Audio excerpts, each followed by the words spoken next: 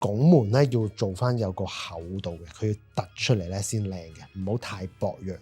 太薄弱咧好似一個報警板嘅，好似之前有試過見過一個，係咪最開心？報警板。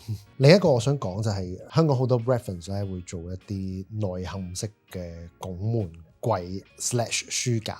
我俾你嘅建議咧就係有咁闊做咁闊，因為拱門咧佢要有翻個闊度先至好睇，因為拱門本身佢係一個佢個歷史就係for進出嘛。你睇凱旋門嗰個 arch 係有一個佢個弧度係有翻咁上下闊嘅嘛。如果你得翻咁細，譬如我當咁樣，佢咪好唔大氣咯。